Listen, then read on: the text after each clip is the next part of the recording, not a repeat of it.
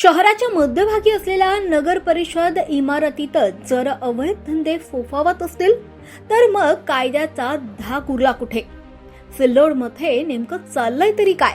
नगर परिषद इमारतीत अवैध धंद्यांचा अड्डा, वर्धमान मार्केट परिसरात लॉटरी व्यवसाय जोरात, प्रशासनाचे मौन की कोणाचा वरदहस्त?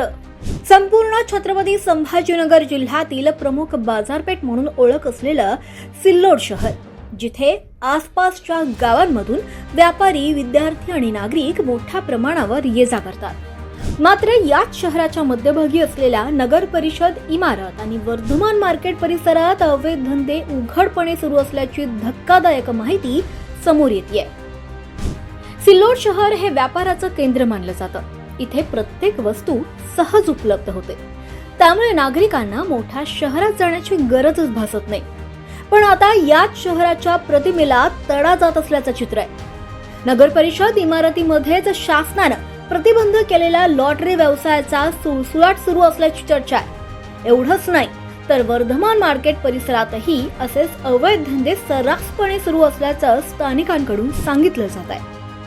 प्रश्न असा निर्माण होतो की हे सर्व उघडपणे सुरू असताना प्रशासन गप्प का? या अवैध धंद्यांचा वाली नेमका कोण? यामागे राजकीय पाठबळ आहे की कुणाची पार्टनरशिप?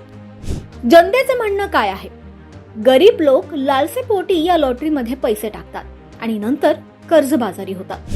प्रशासनाने वेळेत कारवाई केली नाही तर अनेक कुटुंब यामुळे उद्ध्वस्त होतील. या अवैध धंद्यांमुळे गोरगरीब नागरिक आर्थिकदृष्ट्या उद्ध्वस्त होत आहेत. शहराची प्रतिमा मलिन होतीये. कायद्याचा धाक आता संपत चाललाय. प्रशासनाला थेट सवाल: नगर परिषद इमारतीत अवैध व्यवसाय सुरू असताना जबाबदार कोण? कारवाईसाठी तक्रारीचीच वाट पाहणार का? की अजूनही कोणाच्या दबावाखाली प्रशासन शांत आहे? सिल्लोड शहरात सुरू असलेल्या या अवैध धंद्यांवर प्रशासन कधी कारवाई करणार? की मौन हाच त्यांचा अधिकृत निर्णय आहे? हे सर्व प्रश्न आता सर्वसामान्य जनतेसमोर उभे आहेत.